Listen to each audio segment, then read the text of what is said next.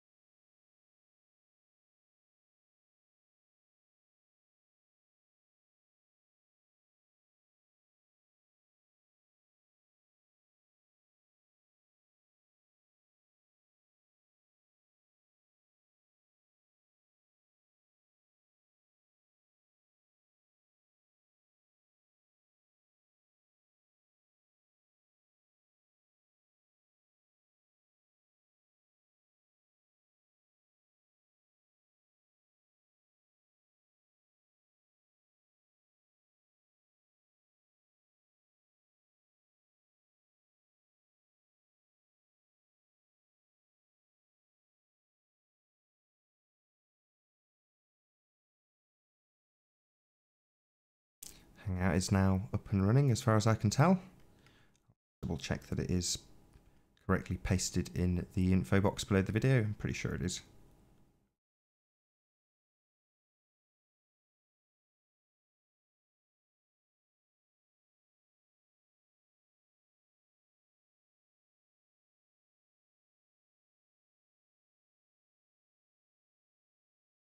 Yeah, it's all there. Happy days.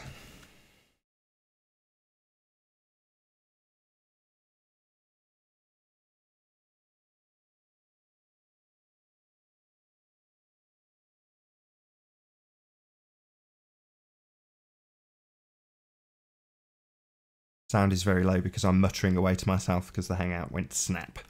So I just reloaded it. Good that it happened now rather than later. Somebody wants to click on the link to check it works, I'd be very much obliged.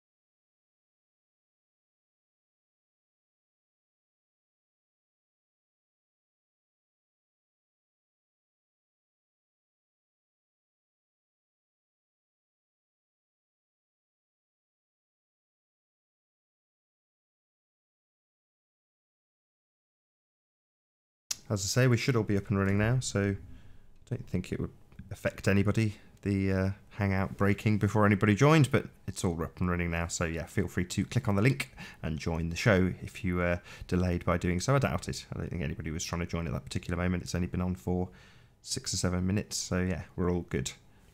Maybe I'll do one more plug. If you're new to the channel, be sure to subscribe and hit the bell notification icon to keep up to date with the Flat Earth debate. If you would like to support the channel, there is a super chat that runs alongside the show while it is live.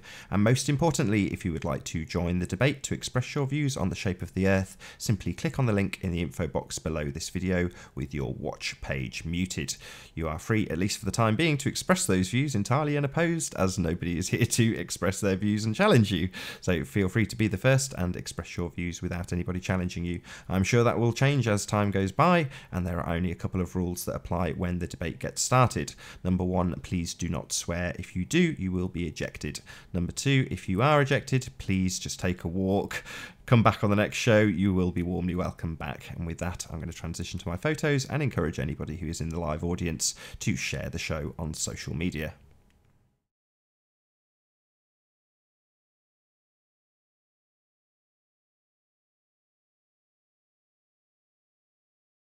May as well do a few shout outs to the people in the chat. John Watson, good to see you, my friend.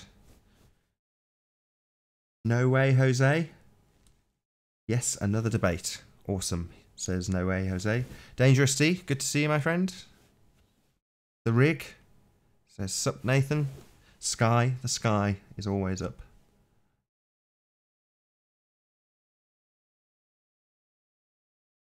Tim Osman, good to see you. Osman. SJ says hi. Hi to you too. Channel Q, good to see you. Steve Anthony, hello. Pleased to have you here. Oh, we do have a guest. Sorry guys, this will take priority. How you doing? Who is it? Oh no, I think maybe somebody just checking the Hangout worked. Thank you very much if you did. If I've got sound, but we'll figure that out with the next person who joins. Tender Nipple WWE Hugging Touch But Martial Arts. Thank you for being here. What a screen name. David Quintana, thank you for being here. Nichio Snows, nice to see you. HP Gang, lots of profanity, I'll approve it anyway. Nice to have you here. Twit, did I say hello to you already? I don't think I did. Hello, pleased to see you, Twitwit. Cat Earth, hello, pleased to see you. Chess was first. I think that's it. If I didn't say hello, my apologies.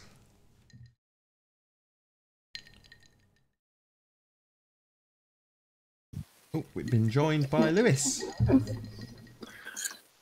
Good evening. Well dark there. Good to have you, Lewis. Thanks for being here. Thank you for having me. Thanks for the show. I would like to propose a motion. The motion is the Earth is a ball, and the first and most significant reason and argument for it being a ball is the motion of celestial bodies. The motion of celestial bodies passing beneath the horizon and returning on the other side in a cyclical manner is best explained by the Earth being a ball that is spinning in space in relation to those celestial bodies. The next piece of evidence for the shape of the Earth comes from standing at ground level. No matter where you go, the horizon will always recede away from you as you move, and more ground will come into view. And a telescope will not allow you to bring more objects from the distance into view as long as you are at ground level, because the horizon typically is within sight. So those are the two main arguments that I'll stick with, and we'll see if anyone rebuts and argues against the motion that the Earth is a ball.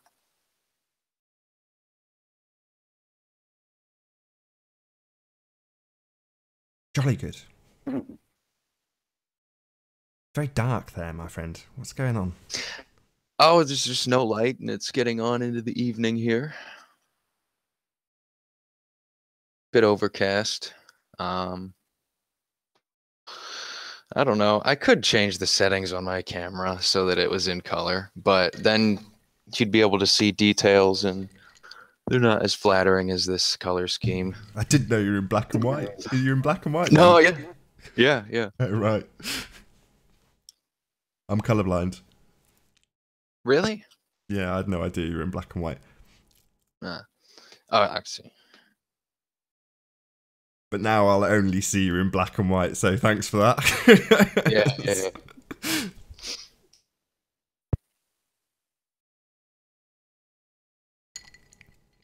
We've been joined by, I think, yeah, we have Tim Osman. Pleased to have you.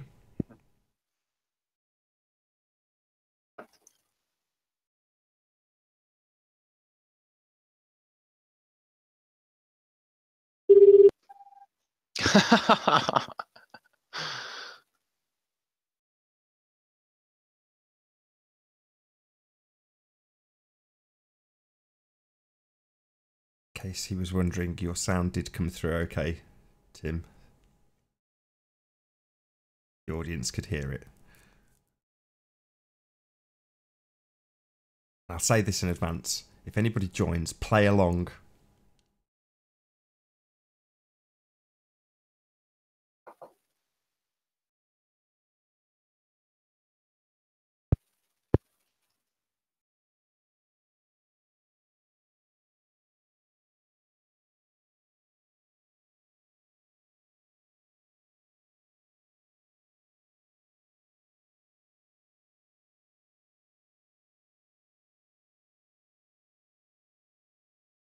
Hello. Have I reached technical support?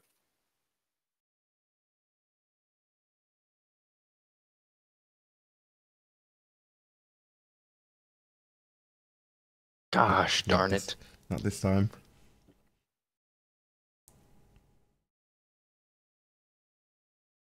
It's getting better at those. So, as I said, I'll just repeat the 2 points. The motion of celestial bodies, their cyclical pattern, them passing beneath the horizon and coming up from behind it on opposite sides. And how the horizon behaves as you move around on the planet. That those 2 points are the main ones. And I could throw another one in. Tim reminded me, because he brings this one up an awful lot, but in the southern hemisphere, there is a different night sky, and it revolves in a different direction around a different set of central stars, celestial point, than in the north hemisphere. You ever seen it? Personally, me, no, I have not. Cool. Sat with my wife on the beach. We had the iPad because I don't know the South constellations from Adam, you know. So I just looked them up on the iPad and we sat and we pointed them out. It was really cool.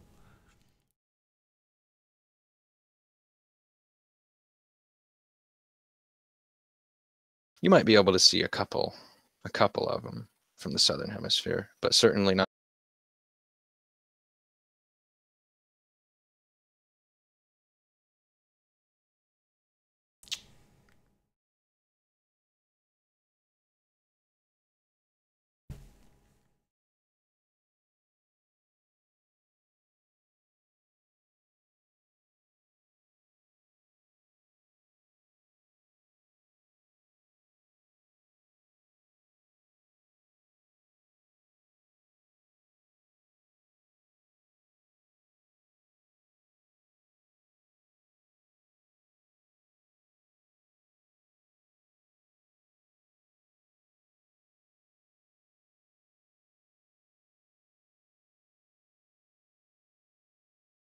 Oh, you...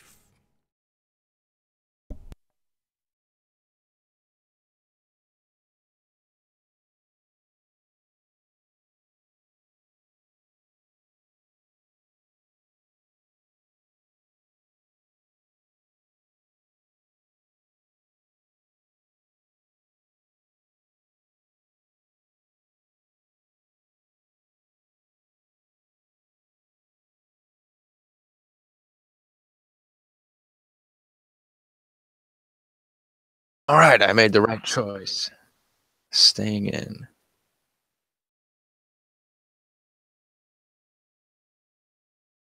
I can't hear you, Nathan. Yeah, sorry, I'm mumbling away to myself while I'm sorting out a few issues. Because the router just inexplicably started to restart and I lost all internet, but we're all back now as far as I can tell. 3 days. All right.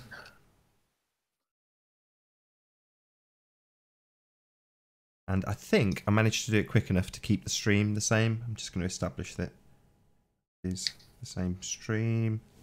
So I have to update the links and stuff.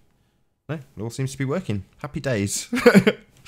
That was far faster than last time when the whole computer restarted. It decided to do a Windows 10 update and just completely crashed OBS, and then the internet failed. We've been joined by Brenda and P. Mars. How are you doing? Hello. Good to have you both. I'm doing fine. I just had some pumpkin pie. Bit quiet, I'll tell you it, Brenda. Can you hear me now? I just Perfect. had some pumpkin pie. Beautiful, beautiful. Can you say something, P, so I can level you up? Hello, my name is P. Mars. I like long walks on the beach Beautiful, and movies. thank you.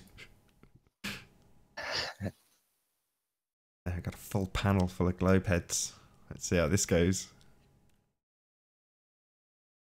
Were there any objections to my motion so far? I mean, I know we all agree on the shape of the Earth, but... What's your motion? The Earth's a ball, and my supporting arguments were the motion of celestial bodies passing behind the horizon and coming up from behind it on the opposite side in a cyclical pattern, and how the horizon will always change no matter how you move at ground level. It will always continue to disappear, and looking through a vision enhancing instrument like a telescope or camera will not allow you to see more things further into the distance. So a telescope will not extend how far the horizon is.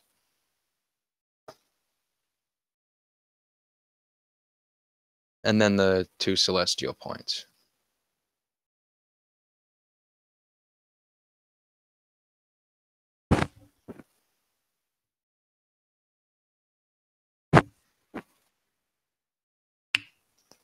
But yeah. Okay. Yeah, nothing uncontroversial to me.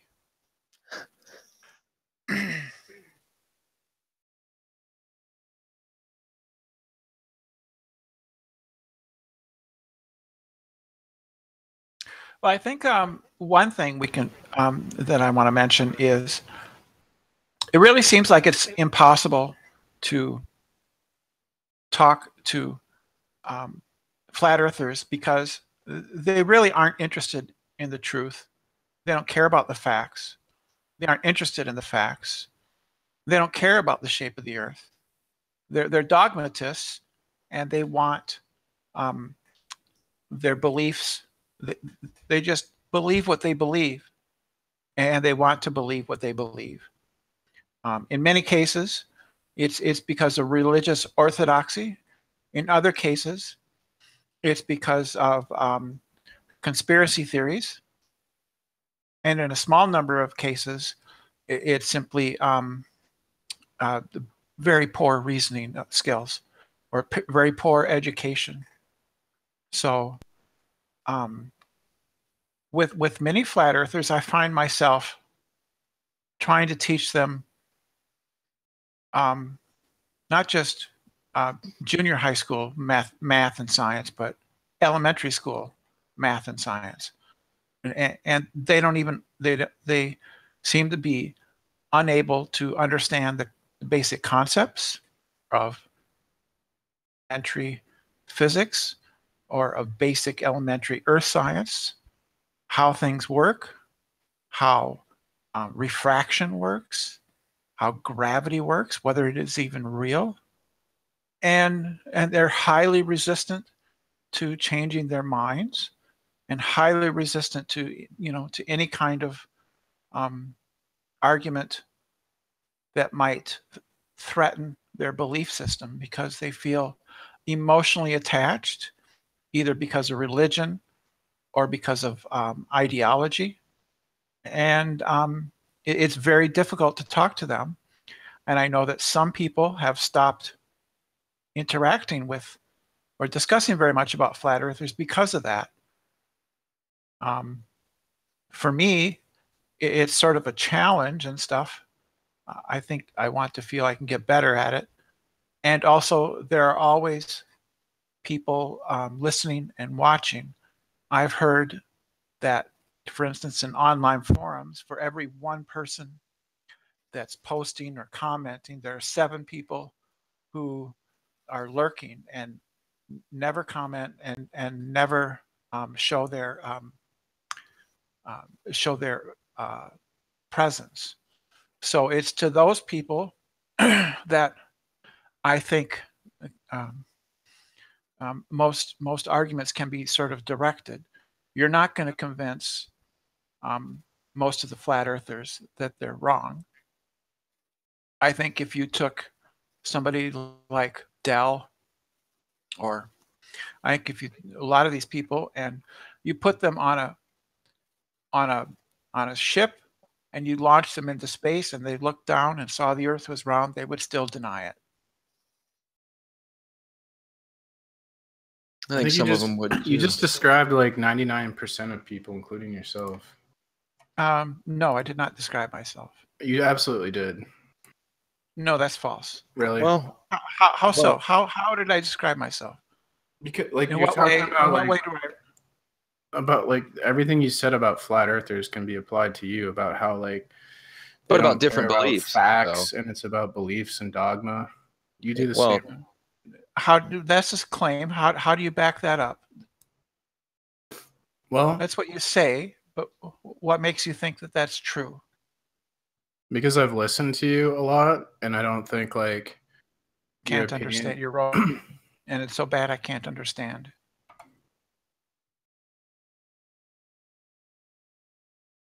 You were Don't robotic. You believe things because you want to believe them, just like flat earthers.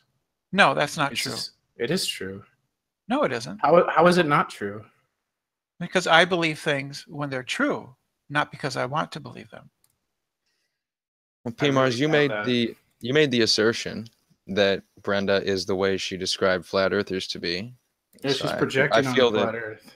I feel that you have the burden of proof to demonstrate that projection. The burden of proof. Right. Yeah, you're the one making the claim. Support your claim.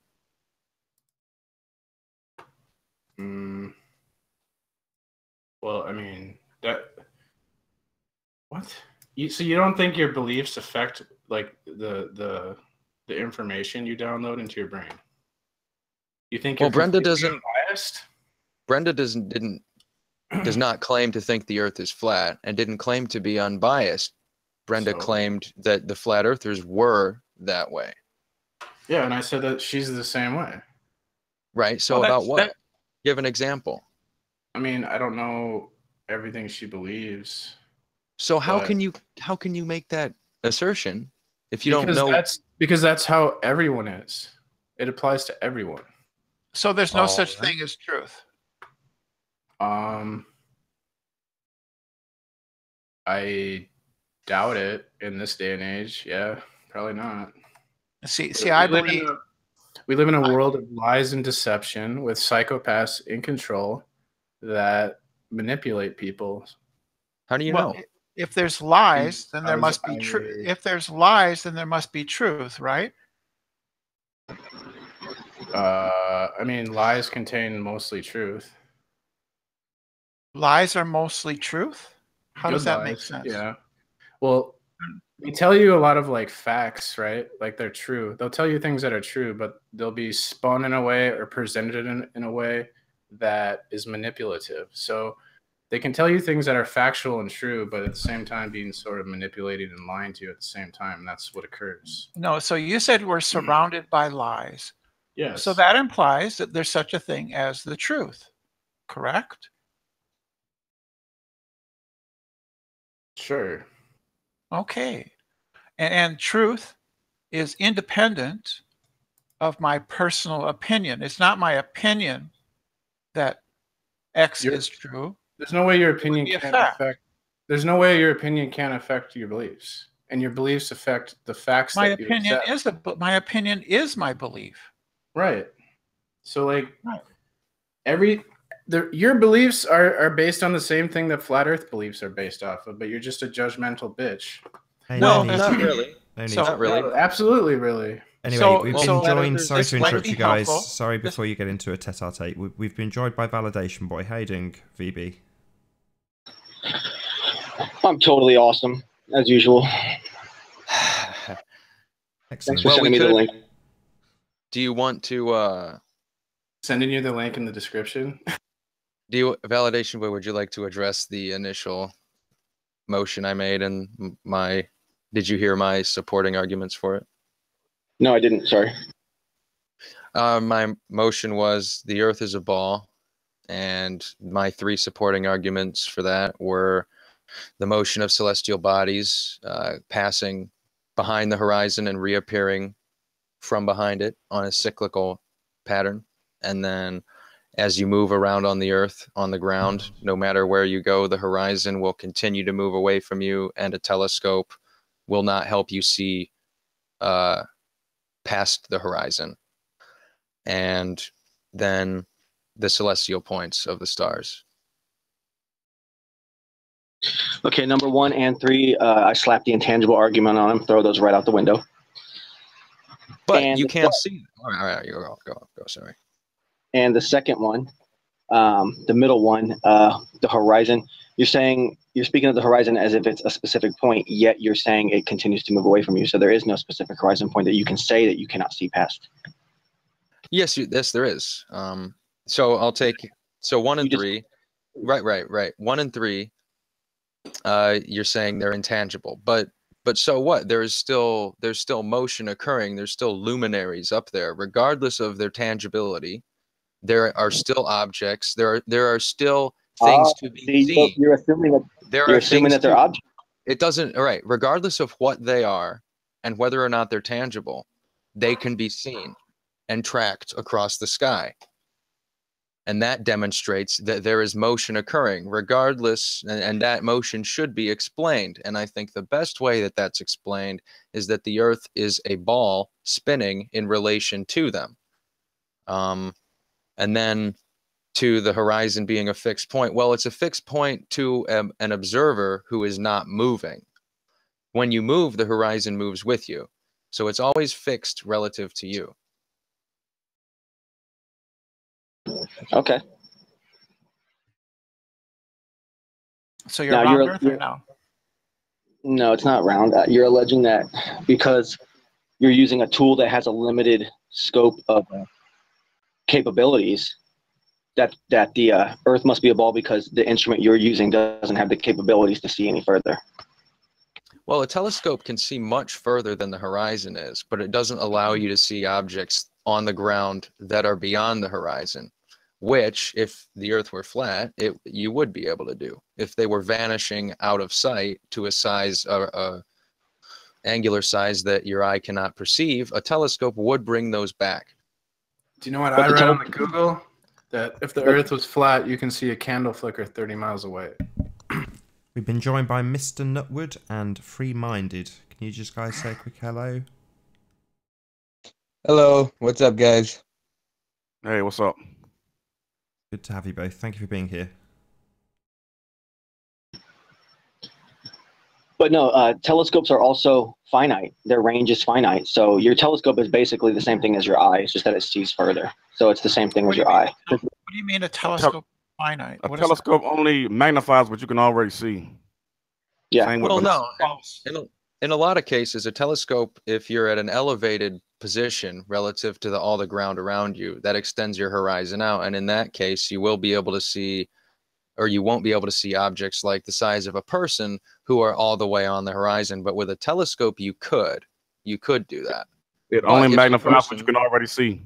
That's false. Right. But telescope will magnify Google things it. that are in your line of sight. No, it's not true. But the horizon will obscure things so that they are no longer in your line of sight, demonstrating that the Earth's surface is changing consistently.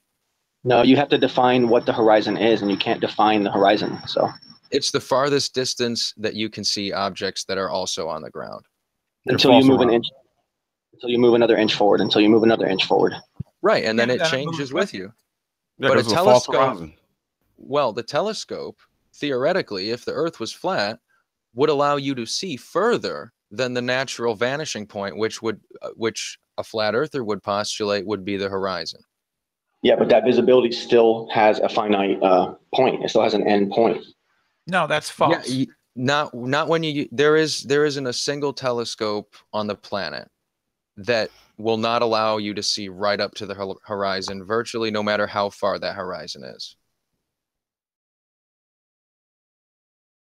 So then what we should be asking is, why hasn't something like the Hubble, the things that have the same power of the Hubble or other powerful telescopes, been used on the Earth's surface yet? Why is that They a are. question to be used? Why is that a question to ask?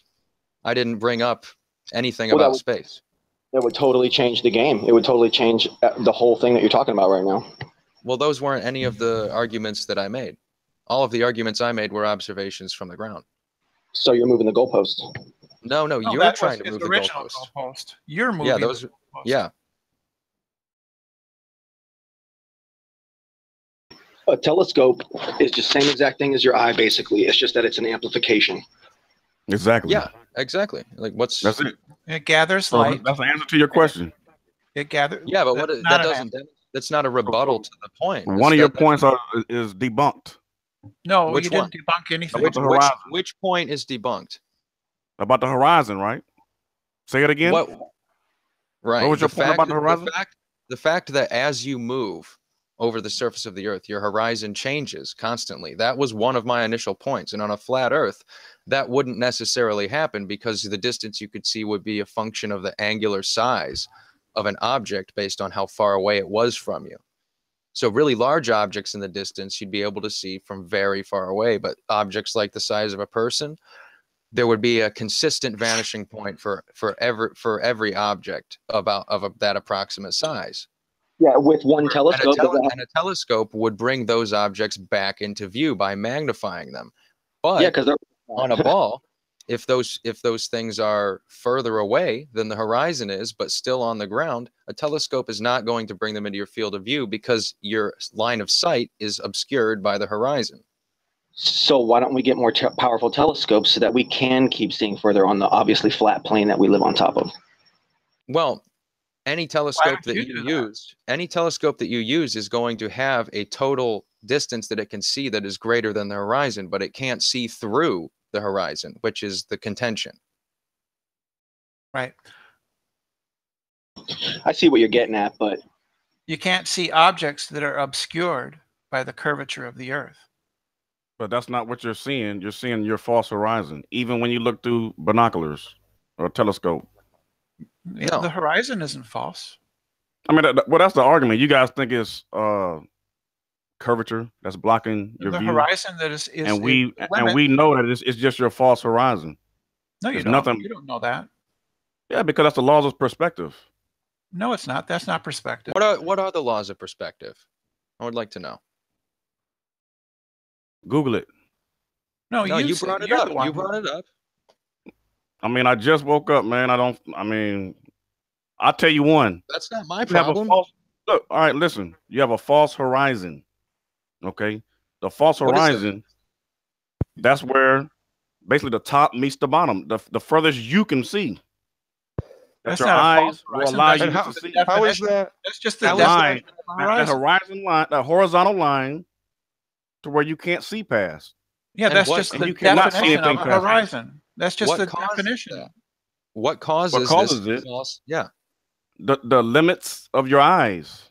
Right. What do you So mean the limit? shouldn't a telescope allow us to see further?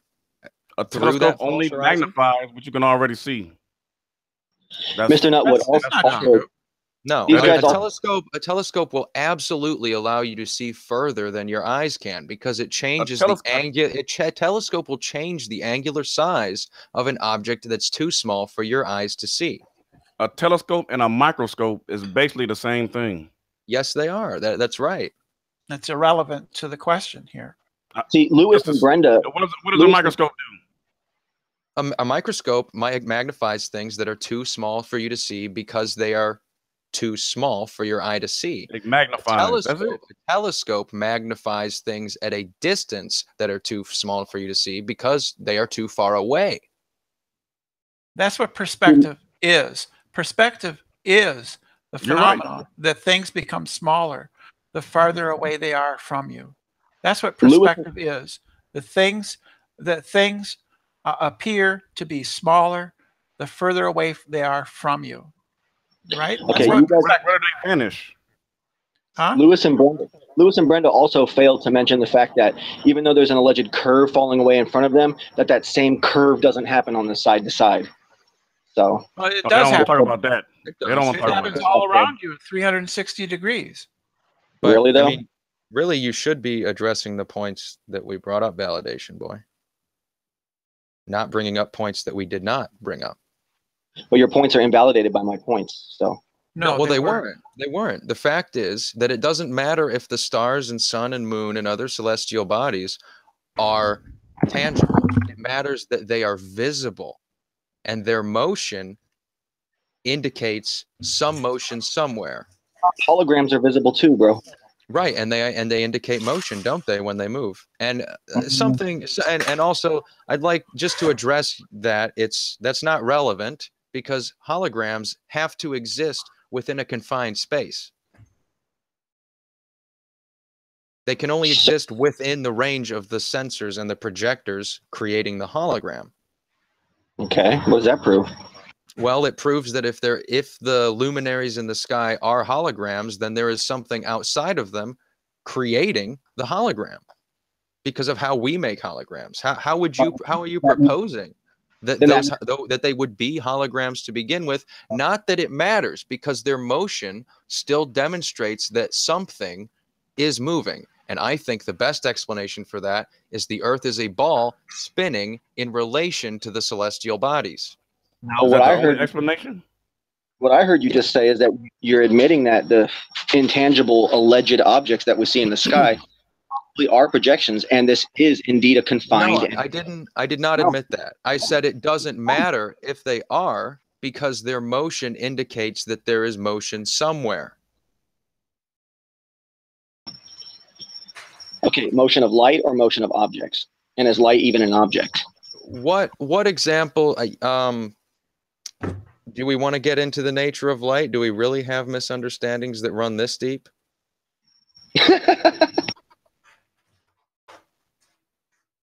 When I say we, I'm talking about the flat earthers, and I'm being facetious. I don't really mean me, I mean you. Well, all I know is that the things that are in the sky that you use to gauge shapes of the ground are not reachable, not touchable. We don't even know what they are. They very well could be But projections. they are there, But they are there, but they could be projections that could be being and they projected. are moving. Well, they could be. We don't know what causes that motion. We really don't know. It doesn't matter. Their motion suggests that there is motion occurring. And Yeah, but their motion. The best explanation for that motion is that the Earth's a ball and it's spinning in relation to them. If you make all those ridiculous assumptions, yes, that could work for you. The only assumption that I'm making is that motion is relative, right? So if you see motion, either you're moving, the object's moving, or you're both moving. Those are the three options. And they're not mutually exclusive. But we don't know if these things are objects. So you're assuming that it doesn't matter if they're objects. It totally matters. If they're a hologram that's not an object, it can be shot this way, that way in the sky. But no, it can't. The only way a hologram could be shot this way and that way in the sky is if that there are sensors all around us, surrounding the entire observable universe, creating them. And that is an even more fantastical and complex explanation. That's a lot simpler of an explanation, that we live inside of an enclosed dome that's controlled outside. Not more explainable than infinite. That's extremely complicated. You have a lot of explaining to do. How would that explain what we see better than the Earth is a ball spinning in relation to objects? Like, why? Not necessarily better, but holographic technology is understood. It's a 50-50 shot that it's a hologram or that it's what you say. It really is. No, it's not a 50-50 shot. You just conceded to it. It's a 50-50 shot that it is. No, in what way did I concede that? Admitting that you don't know. You're admitting that the objects in the sky are intangible. You've already admitted to that. You don't know that. No, I didn't say that. I said it doesn't matter. I said the only important part of that point is the motion. Motion of what? Motion of undefined alleged object. Motion is relative, so it doesn't matter what's moving. The point is that there is motion. I would like you to accept that. Yeah, there's motion of something. I can't say that those somethings are physical. Right, okay. What's the best explanation for that motion in your mind? God. What is God doing to create that motion? It's a mystery. All right. God is the prime mover, according to Aristotle.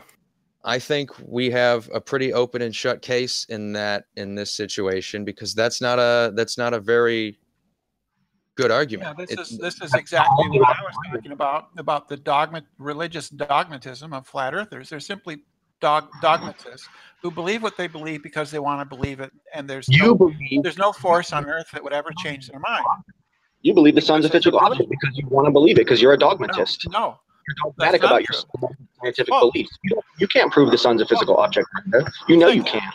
Yes, I can. No, you cannot. VB, they make up their mind according to consensus. That's why they believe what they believe. I make up my mind according to truth. According to consensus. Yeah, that's what I was saying about Brenda. According to truth. No, you don't, Brenda. So what consensus am I going along with here? What, the ballers? Right. What have I said that's part of the consensus? Everything. Nothing I said, it comes from mainstream science. Those are all observations that every human on the planet can make. So you feel yourself moving? Did I say that? Did I say that? No, I'm asking you the question though. That's one of your senses, right? So one of my other senses is vision. Okay, but is that the only explanation? Do you feel yourself moving in a car? Of course. Not when it's moving at a constant speed, you don't. When I'm in a jet plane, I don't feel I'm moving. If you're going around a track, you're going around it, you wouldn't feel that? Yeah, but okay, going straight.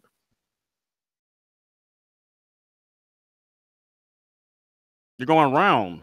If You're not you going are straight. moving at a constant You're speed, moving on an in a elliptic, state, and that's in a- impossible anyway. 'Cause if you're moving, elliptic if you're is- moving at a you have to state change of if you're moving at a state of equilibrium, you cannot feel the motion. You have to be accelerating to feel the motion. The Earth is What does not motion- accelerating. What does motion in a car have to do with objects that are so far away we will never substantiate them? Never. It doesn't have anything. We It changed doesn't. It doesn't. That wasn't part of the point. Free brought up a different topic. Try to keep up.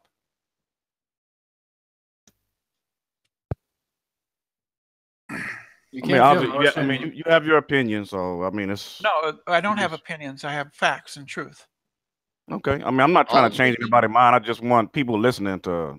I Yeah, am you know, trying make to their own change decision. people's minds. All of the things that I said are things that every human on the planet can observe. And I think the best explanation for these observations is that the Earth is a ball and it's spinning in relation to these objects. That doesn't say anything else about where the ball is, where the other objects are, how big they are, what they are, anything. It just I mean, says that the Earth is a ball That's cool. and it's spinning in relation to them. All those Yeah. factors about the size and motion and speed of those alleged objects are your whole argument depends entirely. No, it doesn't. No, it Yes. only depends on the observations that I mentioned, which is that the celestial bodies go below the horizon and come back up from behind it on the opposite side every single day. This Yeah, but happens you're- over and over again. And the You only know how- explanation for that is the Earth is spinning. That's what you're saying. I think that's the best explanation. You think that's okay? So there is other explanations. That's what. Yes, I'm and trying I to don't get think they're as good. We can talk about them if you like and go into why I don't think they're as good. That's what the debate's for. This debate's going to rage on forever because of the fact that you guys cannot No, prove. it'll shut down in It'll- 2 hours flat. It'll rage on for you forever because you're a dogmatist and you will never accept anything that goes contrary to your orthodox dogmatic beliefs. But for It's going other to rage people, on but because other you're a dog. people, but doesn't other conform people, to orthodox. but other people will understand and come to realize the truth and the facts of the matter. About your They will assumptions, not- yeah. No, and they will with not no proof. They will not be swayed Yeah. by your lies. They'll conform to your You're a assumptions liar. because they're chicken No. shits. We Yeah. didn't make any assumptions. Lewis didn't make any assumptions. He made observations. He made beliefs. Yeah, Those were what did- observations. Do Those you are just disagree? observations. Do you disagree that the sun goes behind the horizon and returns from underneath the horizon every single day, and the moon does Yep. the same thing? Yeah, I do All agree right. with you. On What do you see them doing? Well, I think, and this is just what I think because I Just want to know like- what you see. just like VB was saying, I like want I, to know what I don't you know what see. the sun is. I made Okay. observations. Here's my belief: it's circling around us, and when we see it pass by our horizon, go over the horizon, it's just due to perspective. It's moving away from us. Why doesn't it get That's my smaller point. then? Why doesn't it Huh? get smaller then? A lot of the time, it actually gets larger the closer it gets to the horizon. We don't even know what it is, so we can't explain Exactly. its behavior. It doesn't matter. I have my beliefs on it. I believe atmospheric lensing. There's all kind of factors that could go into it, but bottom line, I don't know what the sun is. That could go Well, into and it. So you don't know. That does You go just into it. believe. You don't know. You just believe, and No, that's that's what I've been my saying. that is You my don't, you don't alright, care. that's my You don't care about the hypothesis. facts. You don't care about the facts. You don't care Where's about the facts? You I just want want to see some facts. The facts are that the sun goes beneath the horizon and is obscured by it every Well, I single mean, time. We both disagree on what the horizon really is, so No, it doesn't. get anywhere on that. Okay, let's come to an agreement on what the horizon is. It's where the ground meets the sky, right? Yeah, your false horizon. No, your false horizon, not a physical horizon. You can call it whatever you want. The point at which the ground big meets the difference. sky, the point at which the ground meets the sky, the sun passes behind every single day. And on the opposite end, and the opposite end of the ground in the sky, it returns Yeah, every time. it So does the passes over the star. horizon just like ships and everything else. So it's Not just like ships, because unlike the sun, we can go build ships and touch them. exactly. Exactly, Lewis. What does that support? What does that demonstrate? Because it demonstrates that you don't know what the sun is. So the sun could be doing all kinds of wacky. Why do I need to? Because the sun could be an object that or intangible. It could be anything that you don't know what it's Why doing. does it matter if it's intangible? It's something we can see. Reducing, it could be tricking your eyes this whole time, and you're sitting there acting like you know what it is, like So it's some you kind think of miserable so thing. you don't trust Miserable thing. You don't know what it is. You can't define it. That's why all your shit is assumptions, Lewis and Brenda. so you don't trust reality. You know, define the reality of the sun. You've never been there. You cannot.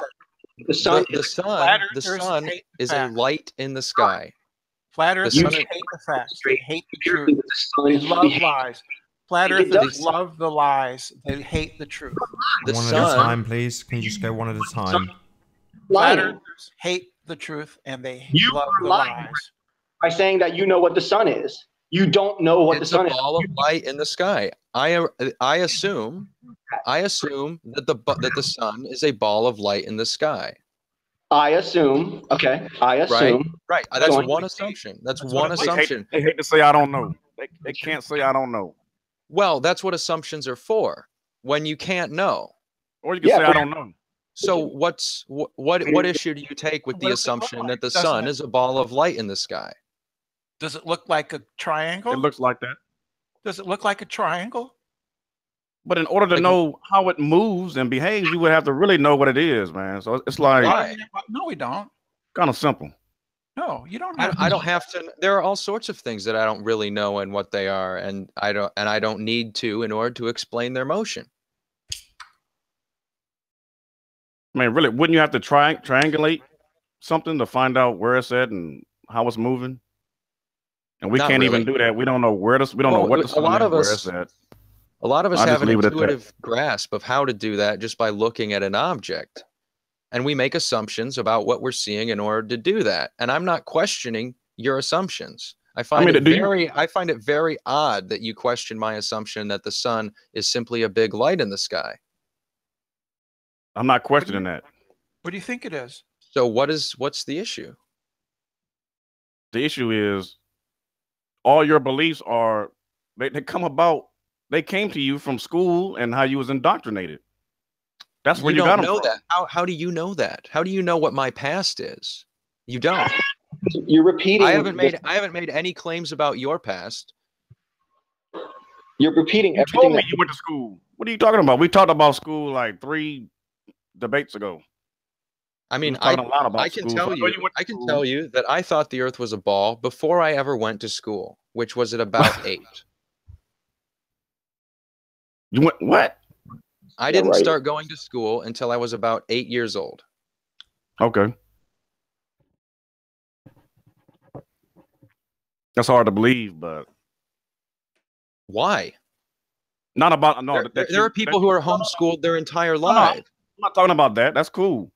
What I'm saying is that you would actually believe that you lived on a ball without just going outside and looking out and looking and observing. I did.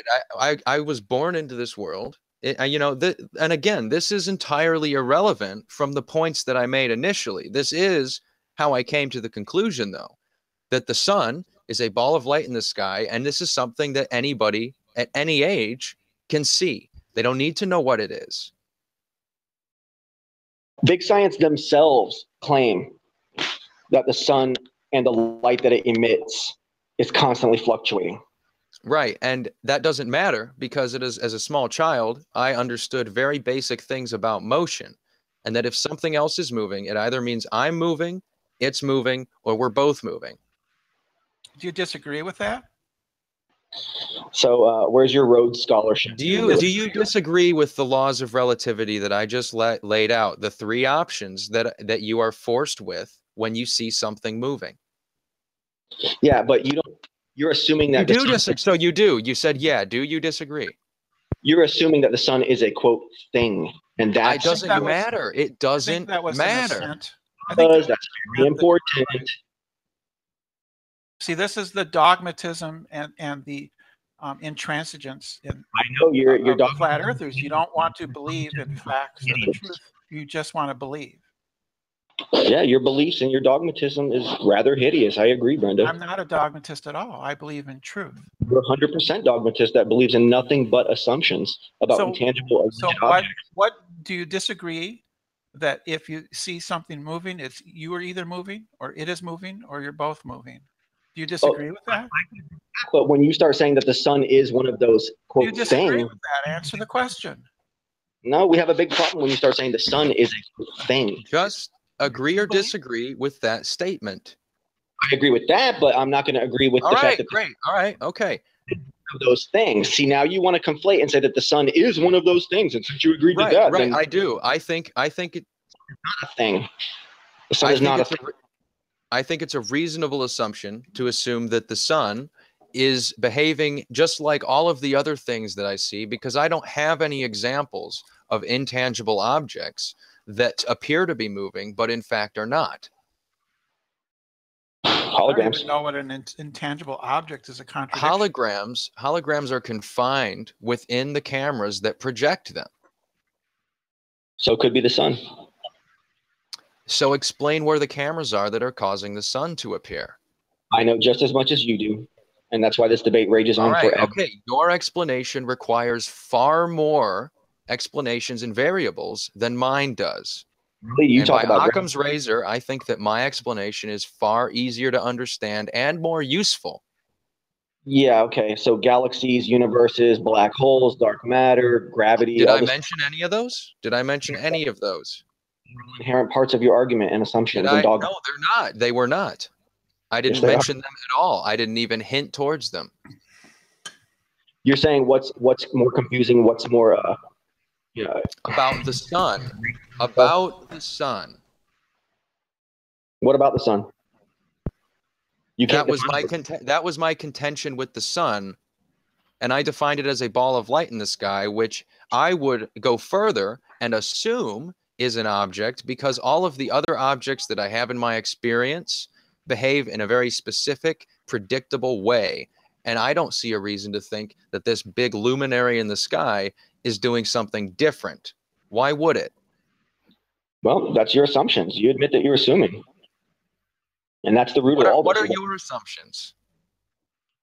I assume that there's a creator and that the creator works in divine and mysterious ways that we cannot comprehend. End of story. So God just magics the sun. God just it's just. So I mean that you wouldn't deny that that is dogma, and that is also Creator religious. is intangible, VB. That's just orthodoxy. You're just an orthodox dogmatist. You're going to live by that sword. You're going to die by that sword.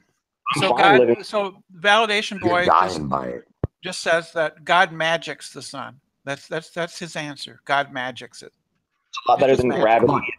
Can't tangibilize it. It's not. It's actually much worse, because we have predictions that we can make from the assumptions we make about the world based on observations.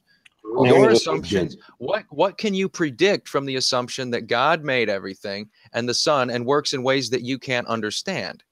I don't need to predict. Nothing. The creator has you can't predict anything. He just needs to believe. Well, you know, it's nice. It's nice that you don't. The biggest thing in the world. Your egos needs to believe. Hey, did you say you know the sun is not real? Did you say you know the sun is not real, BB? God. Did you say you know the sun is not real, Validation Boy? You hate God. That's what this is all about, really. That's what this really is. You guys BB, can you not hear me? You hate the fact that you were created. We've been joined by Curved Water. Good to have you here, Curved. Thanks, Nathan. Validation Boy, can you answer the question, please? Did you say you know the sun is not real? I don't know what the sun is. You guys make all these assumptions. Do you know the sun is not real? Did you not say that? I don't know. I mean, do you know? Did you say? Did you say you know the sun is not real? I don't know what the sun is. That's my official stance. Yes or no? Did you say you know the sun is not real? I can assume, just like you assume the sun is real, I can assume it's not. I was just part of an argument. I could assume it's not real. Did you say yes or no? Did you say you know it's not real? Yeah, answer his question. Yeah, answer his question. Though. I'm going to ask it till he answers it. I don't care if the show's 10 hours over. Are liars. They hate the truth. They hate facts. They love And lies. this particular piece of stuff right here is constantly getting caught out like this. Constantly. And look at him running away from the questions, shying away. Can't give a simple yes or no. You're intangible, BB. You're intangible. You're unreal. Bro, you're funny, Curvewater. You're a funny guy, bro. Well, Valid, did you say that you know the sun is intangible? Yeah, the sun is an intangible alleged object. 100% fact right there. So you would say that you know that. I know that the sun is an intangible alleged object. Right. How do you claim to have that knowledge? Have you been there to touch it to make sure that it's not touchable? No, but I can never. So you can't know. You can't know. Neither can you. Right, exactly. So how can you claim to know that it's not tangible? I know that I will never be able to prove that it is tangible. That's what my claim is. So absence of evidence is evidence of absence for you? I guess if that's how you want to. They simply don't even care about the facts or the truth. I mean, they love their lies. They love. So, like as Brenda said, perhaps a little bit more crassly than myself, yes. You are a dogmatist, and it does come down to God and religion for you. And it comes down to that for every single person in this panel right now. Not really. Yeah, you wouldn't be here unless God created you. Intangible. You wouldn't be here unless God created material work. God just magics the sun. That's intangible validation, boy. Intangible. Have fun with your egos. You are God. Thinking that you're God just magics the sun. You're so big. The Big Bang is not magic. Say validation, boy. Can God? The Big Bang is magic, right? Yeah. No, exactly. That's not magic. Magics the sun. No, it's not. Right, Mr. Nutwood. Something from nothing. So believing in a creator is magic, but believing in nothing came from nothing, something came from nothing. It's a less reasonable assumption from my point of view to assume that God is responsible for all the things that you can't explain. Whereas we have a series of assumptions and explanations for all of the things that we see, and we use induction and deduction to get to those assumptions. And we can predict a large number of things using that, but you can't predict very much by saying God made everything and works in ways we don't understand, and this stuff just is. How do you predict something came from nothing? You can predict with that. Well, that's not a prediction. That's not a prediction. It's a stupid statement. That's all. Well, I mean, that's what you just said, man. You're talking about predicting something. Why'd you even throw that into the argument? The technology that we have in the world comes from the exact assumptions that we're making here. We just haven't gotten to all of the rest of the assumptions that have brought the world through the Industrial Revolution and the printing press and all this other stuff. We haven't gone into that. But those are epistemologically, those assumptions are the same as the assumption that God made everything and works in ways you don't understand. But our epistemology is far more useful. No, why are we even having this debate? So the thing is that you use science to prove your dogmatic religious faith, okay? And I do not have a dogmatic religious faith that I've brought up. They use scientism. This is not a debate. This is not a debate. This is just BB going off with his baseless assertions and accusations. Like baseless assertions. Can Jesus like anything you claim, BB? Everything you claim is baseless. Can Jesus fly? Of reference. We shouldn't even be having this discussion because the bottom line of this whole story is that you and your egos, there is no God. If you don't think we should have the discussion, then why are you here? Because we do think we should have the discussion. Yeah, we'll talk to free-minded. Very limited parameters. Very limited parameters. Of course. In order to make an assumption at all, you have to restrict the parameters as much as you can so that assumption encapsulates the smallest amount of things as possible. So your argument lives on assumptions. You concede to that. But it's about how useful those assumptions are. It's about how useful they are. And he's out I here don't know complaining about where the argument is right now when he's the one that drags it here every single time. You seek to the way you're seeking to apply this, the end goal you're trying to reach is basically that of nihilism and hating God and not having faith that there's a You know, I haven't Believe in said God, anything. you believe in God and accept a global Earth. the shape I of don't the know earth is how- not a Millions of religious people believe the Earth is round. How can you make the assumption that not only I don't believe in God, but that I hate him based off of what I've said? Because I haven't mentioned him in any way. because you keep going back to your scientism.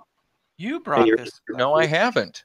I go back to the very basic assumptions required to deduce that the Earth is round, and we haven't really moved from those.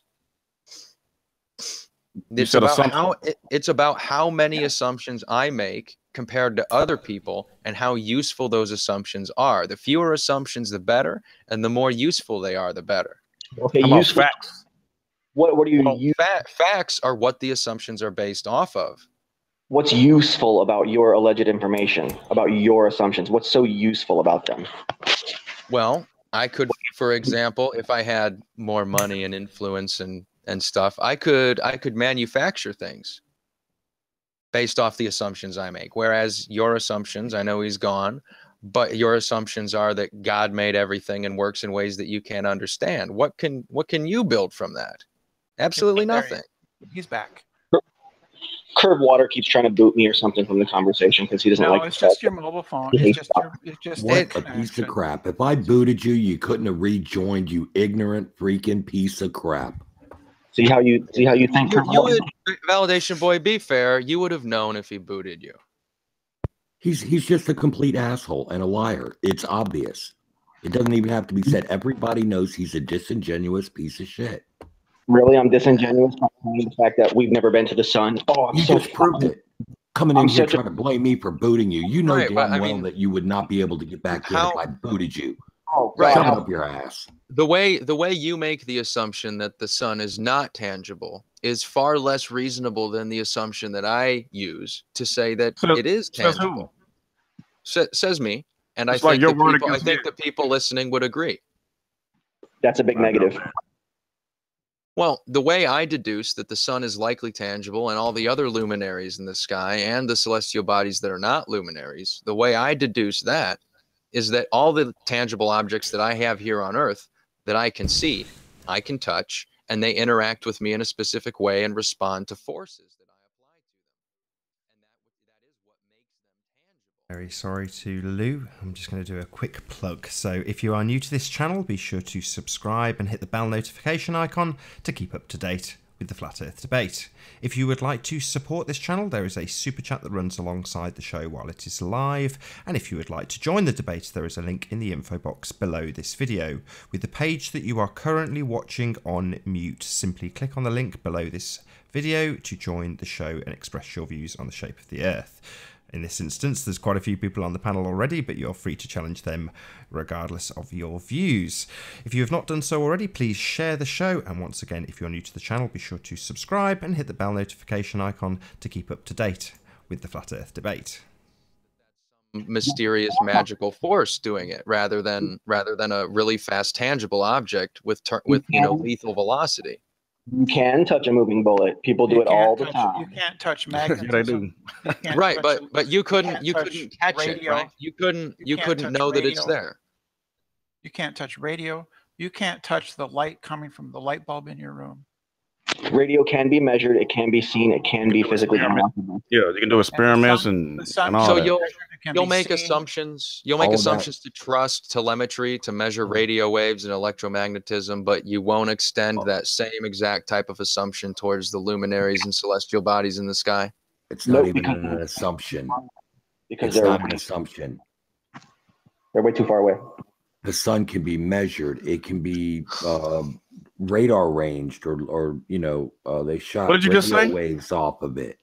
Have you ever touched a really big cargo ship in the ocean? What about a bird in the sky, Validation Boy? When you see a bird flying by, do you have to assume it's intangible because you can't touch it, you moron? It's possible for me to touch all those things. It's not possible for me to touch the moon or the sun. But it's not possible. It's not possible to touch that bird. It's not possible to touch that thing.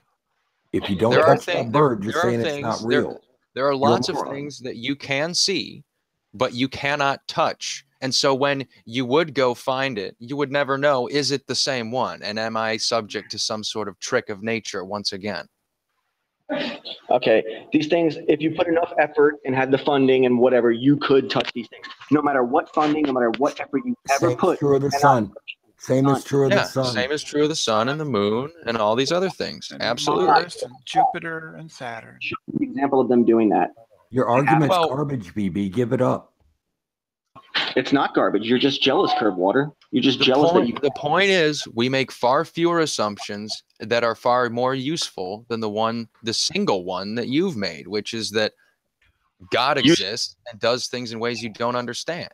Useful to who and in what way useful?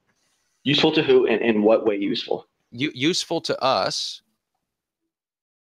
So that you can prove how much you hate God? No, I mean, so we can make technology and manipulate the world around us in a way that makes life easier. Well, one way it's been useful for centuries has been as a means of navigating the ocean. People have used the stars and the sun as a means of navigation for hundreds of years, hundreds. And it doesn't matter. It doesn't matter whether those objects are tangible or not. They're predictable, and that people use them. And because they're predictable, they were useful to us to navigate the oceans.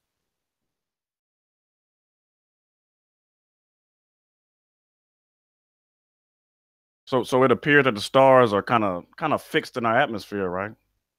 Not spin even around close, us. dude. It doesn't appear that way at all. It appears that they move. Aren't we speeding through space?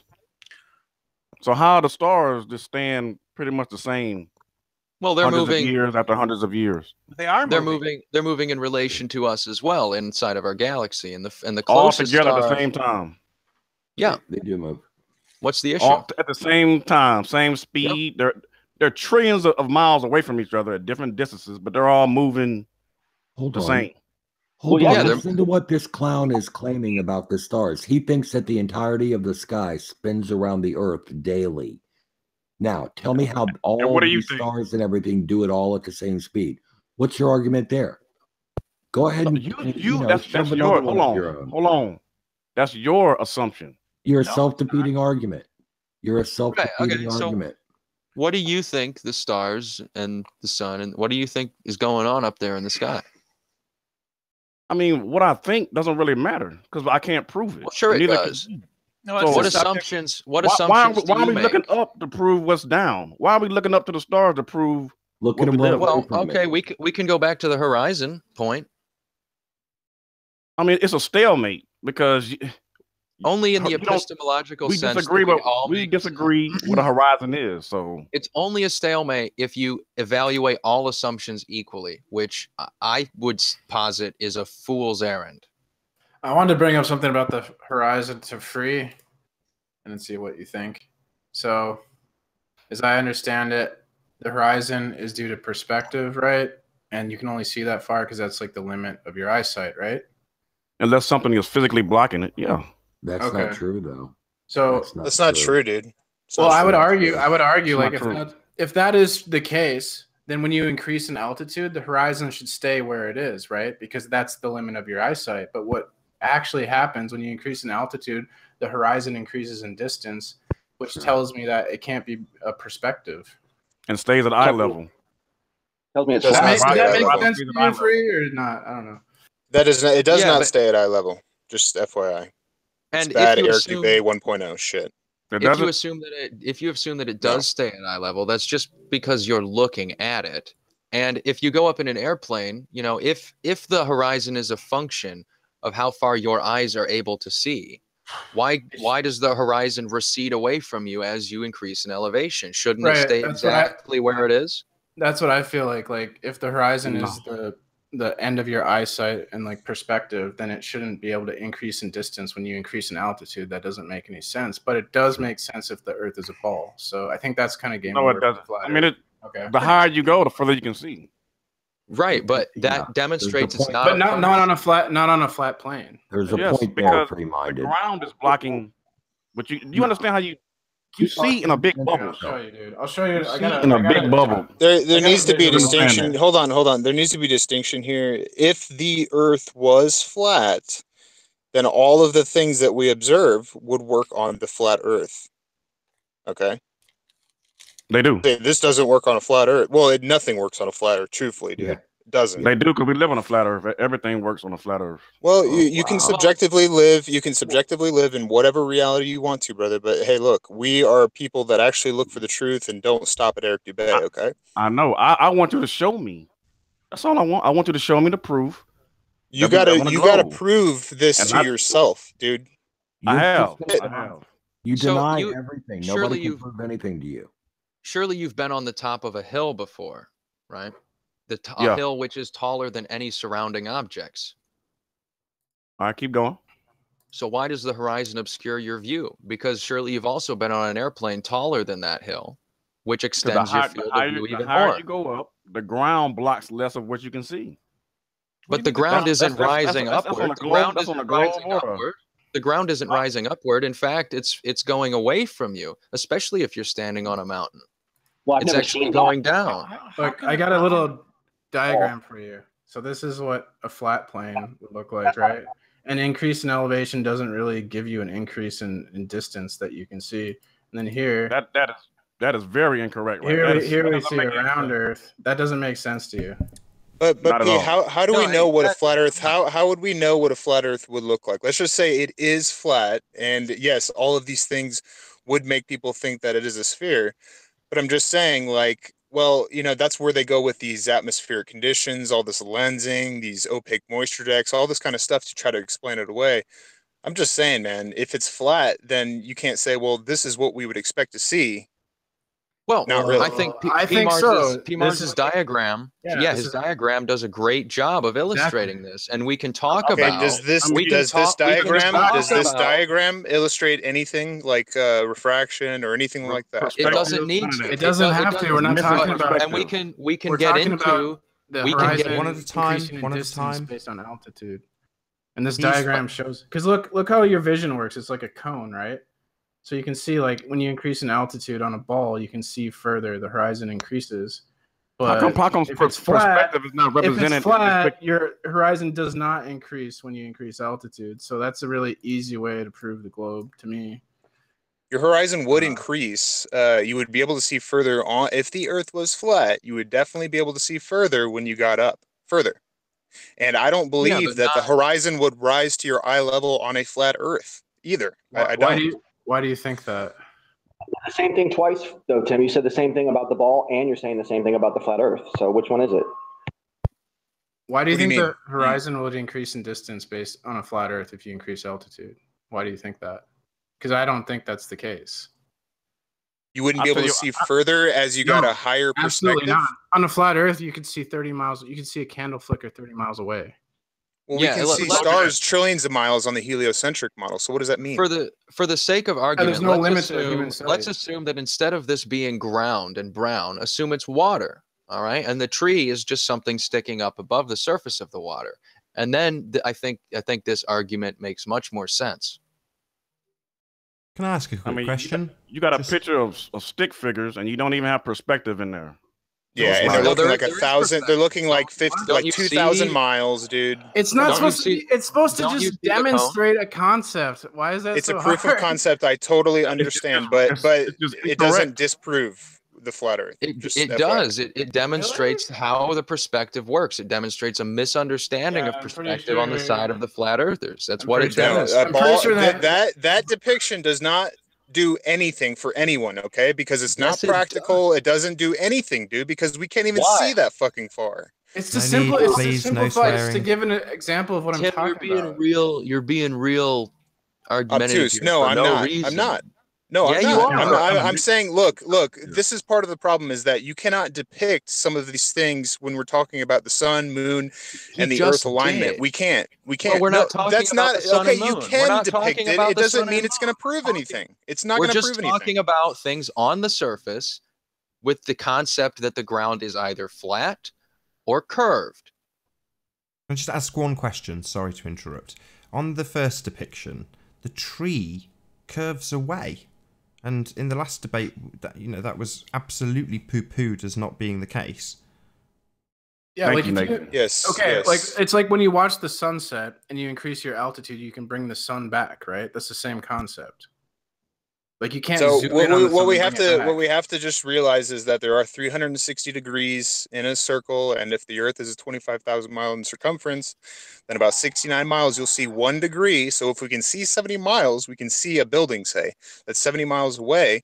If it's really only going to be tilting at 1 degree away from us, it's going to be very, very, very hard to detect that. So this whole tilting thing has been debunked for a long time. Yeah, No, you but the can't- tilt you has to can't correlate with perceive the that. curvature. No, you can't perceive Well, the building It tilting does. away The from you tilt by a does degree. correlate with the If the Earth curvature. is curving away, it does. the building has to curve away too. It does. Yeah, but Okay, it does. It's 1 degree. It's 1 degree for 69 miles. Are you really telling me you're gonna see 1 degree out of 360? It's imperceptible. see It's real, but it's imperceptible. You can And see that also, we can. To answer Nathan's question, that the scale of the drawing that PMARS was showing there, that graphic was like ridiculously like cartoonish in scale. Yeah. That's why it Well, appeared that way. it's just But a- it's still it was just supposed to be simple. It's just to prove Right. a point. right. Yeah. It Yeah, still it's just- demonstrates I'm line not of sight. knocking the drawing. I'm just It trying only to proves tell a point Nathan. how simple your depiction is. That's all. That's all it proves. It demonstrates how line of sight That's what I works. got. That's what it Yeah. No, demonstrates. it doesn't, because it's not Yes, it practical, and does. you know you have no predictive capability when you have a depiction where someone's looking 5,000 miles. Dude, come on. They're not. All right. On a flat plane, the limits of your vision are going to be angular diameter and atmospheric conditions. What else you got? Terrain, topography, or something like that. But basically, flat. If you have conditions to see, basically, the horizon does basically rise to rise to eye level. If you could see, far enough into the distance, if it wasn't blocked to where that would occur, it would rise. I don't think so, because wouldn't that mean that, like, intrinsically you could go 10 million miles up and it would still be at eye level? That just doesn't make any sense to me. No, you're not. Right. No, that is what it would see mean, it. because it would extend away from you to infinity and approach an asymptote We can't at go that the high. exact midpoint of your vision. This is can't So go that high. what the whole thing with the flat Earth is, if the Earth is flat, obviously we're trying to use physics and trying to use all of these known things to try to explain it. I understand that most of us here believe it's a sphere. I'm just saying that if it is flat, then there are probably some more mysterious effects happening. I'm not proposing anything. I'm just saying what we probably wouldn't know. Yeah, what we Right, do but- know and- is the and- horizon and the- does not raise to eye level. So we Yeah. might be kind of, I don't know, is it worth continuing The on? horizon isn't at The eye issue level. is Eye level even that standing on the ground, it's not at eye level. the explanations given for how the same observations we make on the ball Earth could be made on the flat Earth can be disproved by other observations that we make on the Earth, demonstrating that that's not how light behaves and so on. And that's why we've studied light to the degree that we have as a species. I understand that. And I just really wanted to point out, because I did hear Brenda kind of quacking her gums over there, is that, Brenda, I hear that you say that flat earthers are liars and they're not interested in the truth. But Yes. really what you have to understand is that your subjective truth is different from theirs, okay? They do have a conspiratorial bias for the most part, but you have a mainstream bias for the most part. No, I don't have None a of these experiments you have done, you just take it with faith. Okay, that's No, that no, that's exactly, dude. No, Okay, no, it's not. Tim, we How went do you over not admit that. that? We went over that already, and the Truth- degree truth of is faith that objective, Brenda needs not- is I just far less. addressed Brenda, Lewis. Yeah, and I'm truth is- addressing you because we've already talked about this, and we just use Well, a I different addressed word. Brenda. Please let Brenda address We me, we because I just used the addressed word assumptions him. instead of faith and dogma. We use the word No. assumption. Faith. Yes, you guys take a lot of the mainstream stuff on faith because I know this. No. Okay, I haven't done a lot of these tests myself. I can go around and tell everybody that it's a truth that stars are trillions of miles away, but do I really know that? No, I don't. You do. Yes, No, I don't. There are people How who do you know that, Brenda? and they make better and more useful assumptions than we do. Yeah, better is subjective. Yeah, based on if you find technology useful, yeah, I guess so. Sorry, guys. Look, I fell into the predictive capability rabbit hole. Brenda's as been you really have. trying. She's really trying to get a word in. Can you just let her? Truth is not subjective. It's objective. No, we've already been through this. There's a thing called subjective and objective truth, and you denied it, okay? And I told you to go look it up. There's such a thing as subjective and objective truth. What if the objective truth is that a lot of people misuse the word truth? Yeah, that's probably true. Yeah, okay. It's very true. So that could explain everything, and truth can still be objective. It's just everybody's misusing. No, it can still be subjective. That is the point. Okay. No, because it's no longer truth at that point. It's just being used in the improper context. What's most entertaining is how you make all these assumptions. That's with the assumption. That is with a total precept that you have the ability to even define know words, to define words and concepts. Yes.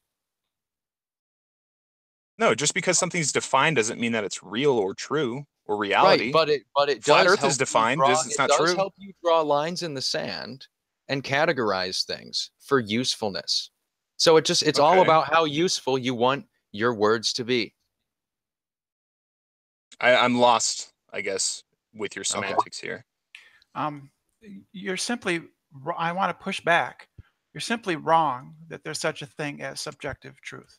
You're simply wrong. It's simply false. Truth is objective.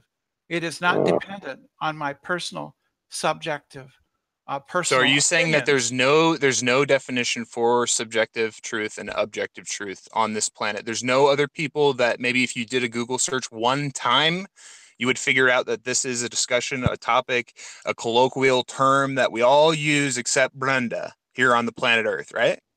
Have you looked it up yet? Subjective truth is not a term that is used in epistemology or theories of knowledge. Does that mean? What does that mean? What does that mean? Exactly Why what Brenda you look said. them up and Google them, just like what does that mean to the argument, dude? That subjective and objective truth exists. Okay, I would argue that flat earthers, to them, flat Earth is the truth. Okay, that is their subjective truth. Now, is it objective? No. Do we have more of an objective grasp on our reality? I believe so. I do with the sphere Earth. Yeah, and that's just simply bad philosophy. That's bad epistemology. That is just your fucking opinion. No, it isn't actually. Sure. It is your opinion. No swearing, please. Please. You're simply wrong. Excuse me. You're simply wrong. But whose opinion is more useful? Which one it's neither here nor there. You guys throw me all these straw mans and neither here nor there fucking argue. The only thing that matters is the amount of things a person is able to do because of their point of view. The facts, I would argue, are truth, right? And what does that even mean? Something that somebody can do? The amount of things that something that... What does that mean? Interpretations of those facts are going to be subjective. Total gish gallop, dude. It's total not. gish gallop. It is. What does that even mean? 2 points. I brought like 2 points. Gish gallop. What was the first point? What is the first point? What does that mean? The first one, the facts are true. True things are facts. They're things that are everyone. That's not can true. See. No, that's not even true. Sure. You're correct. Well, that's his subjective truth. Oh, so you do agree that subjective No, truth is a I'm real not. thing. I'm turning his argument against him. If you say there's such a thing of subjective truth, then it just explodes, and you can't do anything.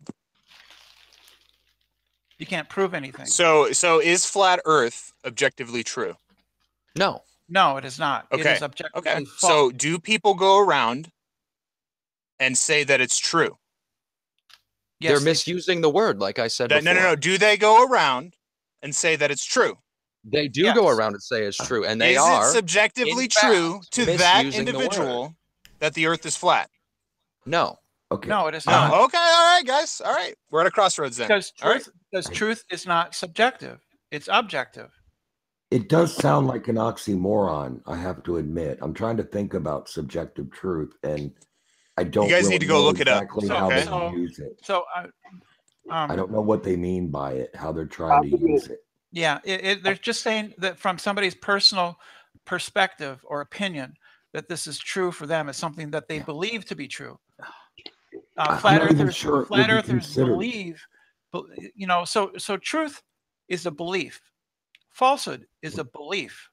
All we have are beliefs and feelings. Feelings are simply states, mental states. Beliefs are propositional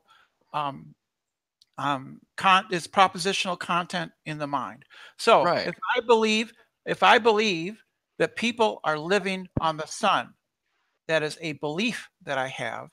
I am stating the proposition. People are living on the sun. I'm asserting that it is true. And so then the question is the proposition people are living on the sun true? No, it is not true. It is false. And so what Tim and P. Mars are trying to say is that it is subjectively true for me. Well, that's simply muddying the water. It is assertion that I believe it is true, but it is not in fact actually true. Okay, so how many times, let's just say that we were back in 200 years ago, Brenda, okay? And it's me and Brenda is just a mainstream cuck like she is today, right? And she completely listens to things like the luminiferous ether and all this stuff, and it is fact to her. It is fact to her because that is the facts of the time. That is the science of the time. That would be right? An incorrect thing. All right. Now, the truth, as defined by the dictionary, is that which is true or in accordance with fact or reality.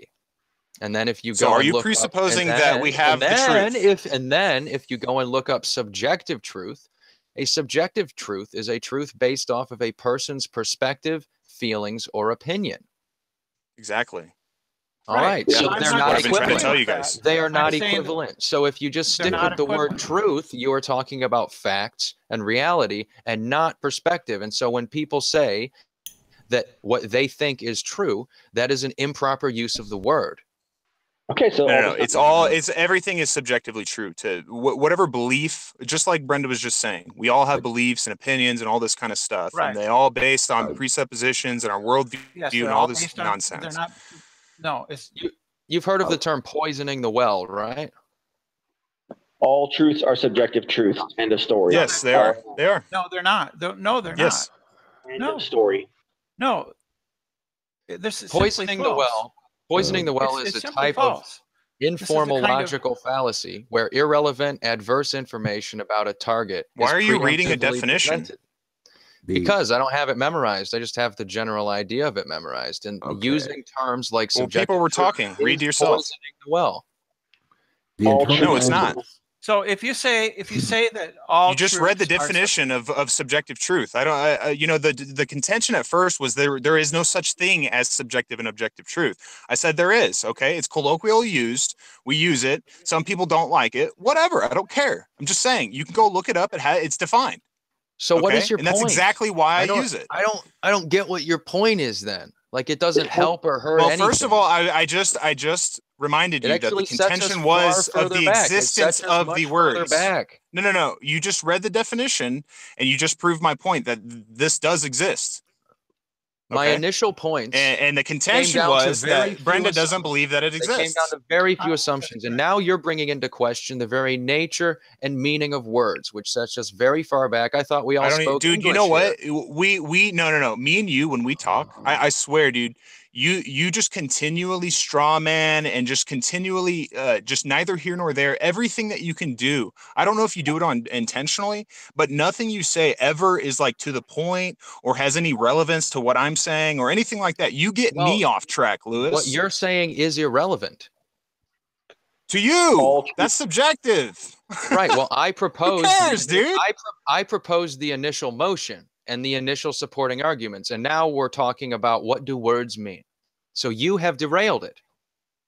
No. Well, you are the one that are defining words, you moron. You just defined two words, and you just blamed it on me. Tim, It's about who starts the initial statement. If flat earthers had started the debate, so you're going to waste more time. Flat earthers had started waste more time and said that the by Earth telling is me flat, I'm wasting time.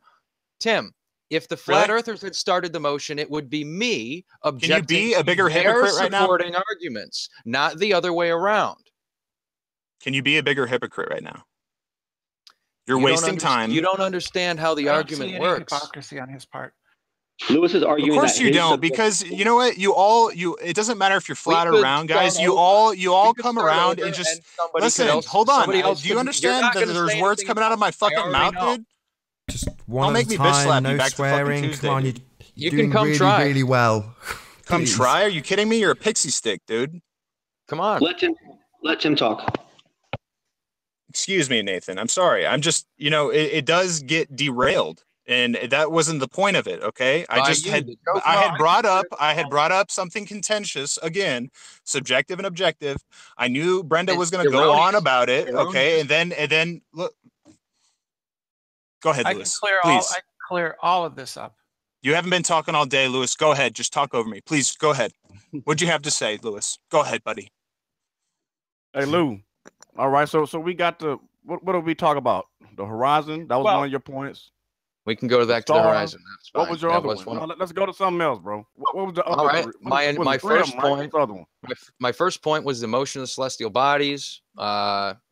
Validation boy said intangible. We can take that one back up again. The second one was horizon, and the third one was sort of part of the celestial bodies because it's the revolving celestial points and the different directions that they rotate depending on which hemisphere you're in. So the measurement of curvature is not one of your proofs. Been joined by Music Man. If we could just say a quick hello. Okay. How you doing, Music Man? Good evening, campers. Good to have you here. Thanks for being here. Thank you.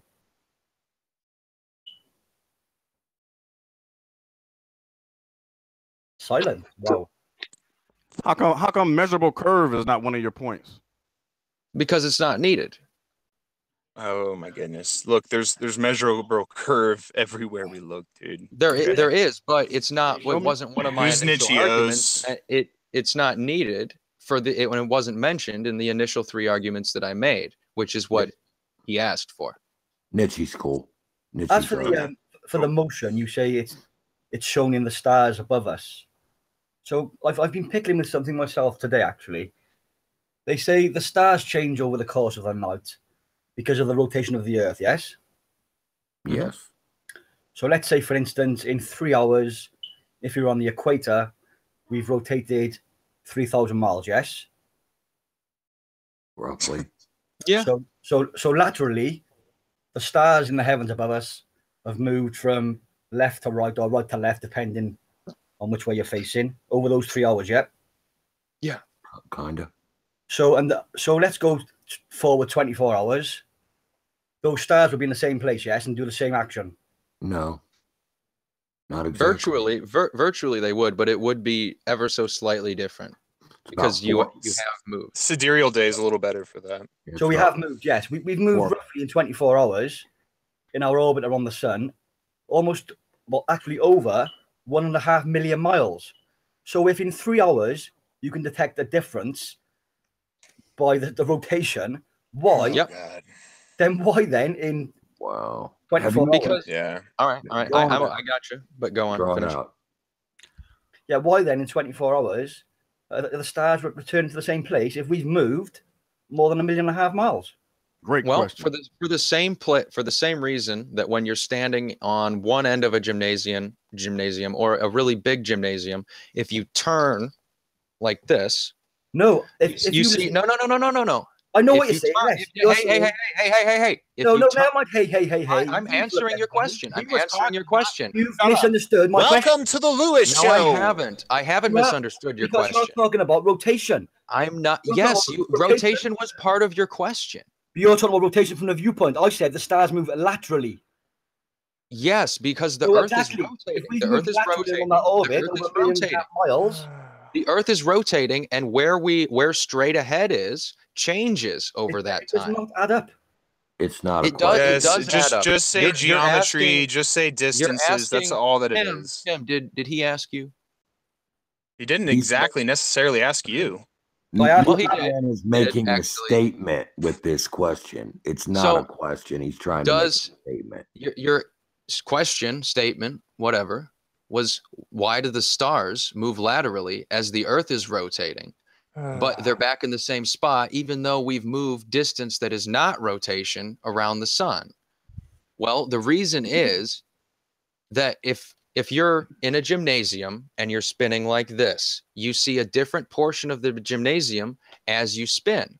But if you are spinning and walking in a small circle in that gymnasium, those positions virtually, as you complete your rotations, don't change. It's the same. It's the distance. Next day, you would be in a gymnasium 1.5 million miles away. Right, but we're assuming that the gymnasium encompasses the totality of the universe. No, we are assuming that the gymnasium is the size of the universe here. Yeah, no, the gymnasium. I hope that you connect the dots here. No, he's not connecting the dots, Lewis. You're saying you're still got the gymnasium and you're turning. So the gymnasium in this situation is the Earth. So the next day, no, the gymnasium. You are the Earth in this situation. Okay, if I'm the Earth, where is the reference of you coming from? You're on the Earth. You just. This is why stupid examples don't make any sense. Look, dude, stars are really freaking far away. Okay, and if you think about geometry, it all works, and it's very predictive. It all works. It's beautiful. Okay. Yes, it absolutely does. Okay. No, it doesn't. The Earth is a sphere. I'm sorry to tell you, dude. It's time to grow up and grow out of this little phase you're through. No, because aberration was only proved by it took until Einstein to come along in 1902 with his theory of special relativity to even prove that. You're asking why. Does that have to do with anything? Your question even sound has true. to do with parallax. Your question has to do with parallax in the stars as we go up the parallax. Right, I understand what as we go around the sun. Right, the totality of this distance across the sun, which is the totality of the distance that we move, and you would expect there to be a wobble in what we're seeing, but the distance away from us that the stars are is hundreds of thousands times greater than the distance we're moving back and forth around the sun. That's all. How do you know that? Said. Yeah, that's what the model predicts, dude. Okay, there's a geocentric and a heliocentric model, all of which is. My apologies to Tim, so I'm going to cut him off to do a quick link as there is about 15 minutes left on this broadcast. So if you did want to join the show to do any trolling, now is your opportunity to do exactly that. So if you are new to the channel, be sure to subscribe and hit the bell notification icon to keep up to date with the Flat Earth debate. If you would like to join, there is a link in the info box below this video with the page you are currently watching on mute. Simply click on that link to join the debate and express your views on the shape of the Earth. There are only a couple of rules in the Hangout. Number 1, please do not swear. And number 2, if you are ejected for swearing, please do not try to rejoin the show using sock accounts. My massive thanks goes out to the people who have donated to the super chat. If you did want to donate to the super chat, there is a super chat that runs alongside the show while it is live. Once again, if you are new to the channel, be sure to subscribe and hit the bell notification icon to keep up to date with the Flat Earth debate. With that, I'll transition you back to the action. Day, like they couldn't predict the exact time and place the shit would occur like we can now. And how did they predict it? What did they use to calculate this stuff? That's right. I think like like astronomy was really important in China, right? Like it's always been important. Like the astronomers who like couldn't predict the eclipses correctly in China were like executed and shit. And like so like I can't remember how, but they figured out, they noticed that like when the Earth and the sun were in a certain position that the eclipse would occur. It took them a while and a lot of astronomers dying before they figured this shit out. I don't know, it's kind of interesting. I read about this shit. But we can predict this stuff way more accurately now than they could in the past. So like it's kind of a misnomer for these people. I think if the average flat earther could just conceptualize that there is an observable celestial sphere that does work in conjunction with the latitude and longitude system, and they go and prove that to themselves, very important step for flat earth. Because most flat earthers that I've talked to over these 3 years, they don't even know that. I mean, literally, when I first read my practical astronomy book, one of them, literally, within a day, I knew it's just very basic stuff that they're You said- completely missing because they only watch flat Earth content. You said something in a chat today that I wholeheartedly agree with, Tim, is what you said. Like, flat earthers will say that you can't replicate the Cavendish experiment without even trying to replicate it. Yeah. And if flat earthers simply would just do the Cavendish experiment, that could solve a fuckload of Let's get let's get FE Core. Let's get FE Core to do the Cavendish, because we can throw the dude was in a shed and whatever, we can throw all that in, but really it's like if it doesn't work, it doesn't work, dude. If it's not repeatable, then it's not science. It's only going to cost. That's a good It's only idea. going to cost $500, maybe $1,000, and that's a very reachable goal. People have thrown $7,000 towards a sticker that's going to go on a steam rocket that's going to go less high than. But Lewis, Glowbusters, dude, Glowbusters had a $20,000 ring laser gyro, What? in which they used it, right, and proved the luminiferous ether. They didn't prove the 15 degree or whatever per hour or the precession or whatever. They proved that the ether exists. So yeah, even if they do get this Cavendish even running, they're going to have some alternate explanation for what it is. Which is why I say that they're liars. Right, but if they show it, they deliberately and spell it out. falsify. They deliberately. Can I be heard? Yeah. Sorry. Yes, now you can. They deliberately falsify the results of their experiments. They do it deliberately. It's deliberate and malicious. How do you know that? Some of them. Let's not say all of them. Let's just say some of them. Some of them got under the inkling that the Earth is flat, and then they go out, they do tests, they get basically things that confirm their bias, and that's what we see a lot with flat Earth, right? But yes, it seems like the Glowbusters. It seems like some of these people at this point, it has to be malicious, Brenda. It has to be. Yeah. There's no other excuse. I think so. It sounds like you're talking about yourselves, really. I mean, that's how I think about you guys. We're talking specifically about Jeranism and Glowbusters right now. I like flat earthers, but I do not like the main content providers like Nathan Oakley, Patricia Steer, Mark Sargent. What's wrong with Nathan? I think Nathan is just as bad as them. But yeah, I don't know. I like because I think they're all lying. I don't even think they're flat earthers. Like I'm cool with people who are genuine flat earthers, but I don't like these disingenuous flat earthers like Anthony Riley and stuff. The thing is, I would say Anthony Riley, people like IPS. All of you take your information from academia, yet academia is constantly changing its theories anyhow. Like, for instance, the speed of light is no longer a constant. As new things come, as new things are observed and cancel out old lines of thought and predictions, then yeah, they have to. They do. That is kind of you going on your own observations, happening. That doesn't happen with flat earthers. When flat earthers go into experiments, because flat earthers start looking at the world for themselves rather than take information from textbooks. Well, all the experiments they've done do not comport. Well, I've done the ones everyone else does. Flat earthers switch their bias from science and mainstream towards flat earthers. Okay, that's it. Music man, why did you make the statement that the speed of light is no longer a constant? Can you explain that, please? Because physicists are saying it no longer is. They say it changes by an unquantifiable amount. In what conditions?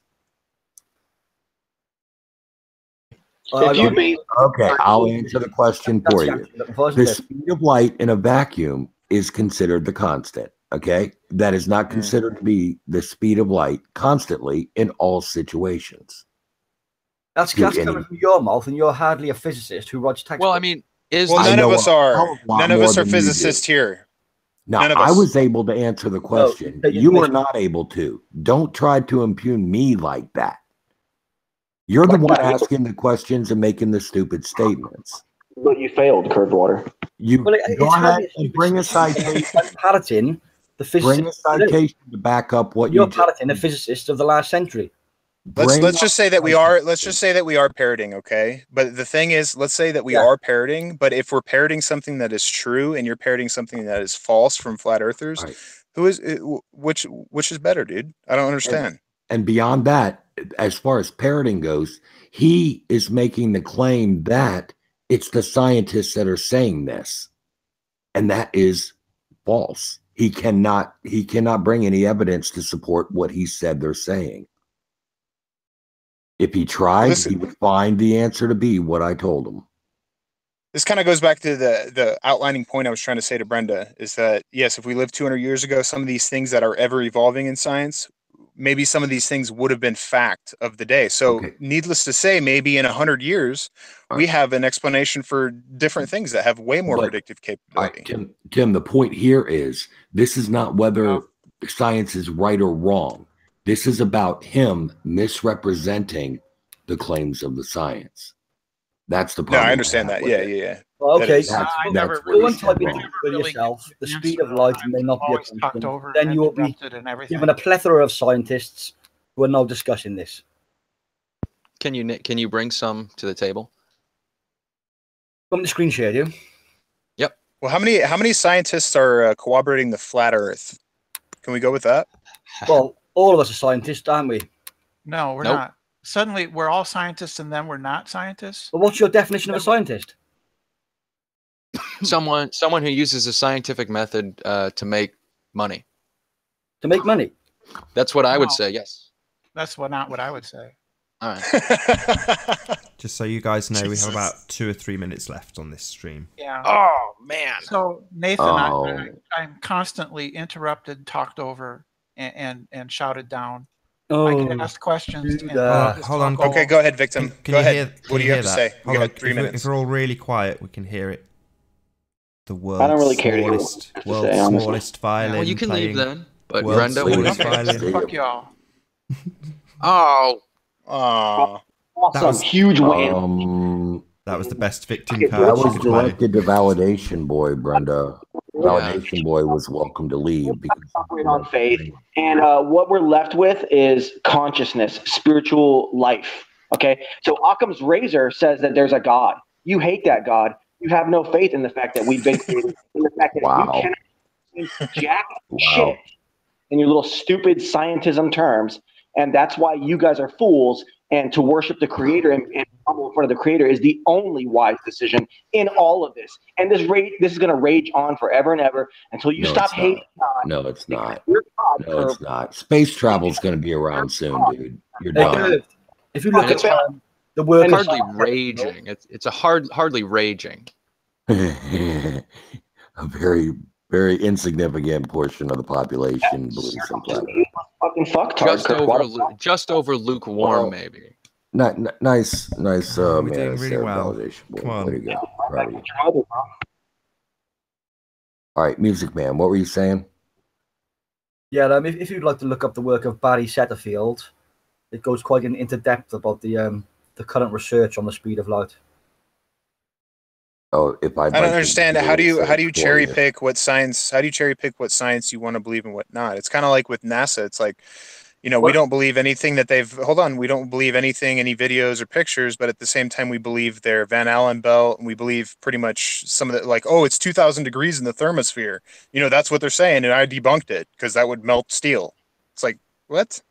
You can't debunk something like that. I don't cherry pick. I only research the information which is available to myself. Well, I think you just did. There's a lot more information. And with that, I am going to say a huge, massive, enormous thank you to the audience who have joined us for this live debate. Thank you very much indeed. Be sure to leave a comment below once this video has rendered. And of course, a massive thank you to the panel for debating the shape of the Earth. Excuse me. There will be a link in the next show info box if anybody would like to join for the next show. So be sure to like, comment, share and subscribe. God, you can tell it's 1 AM. Be sure to like, comment, share and subscribe. I've been Nathan Oakley and I will see you all in the next video.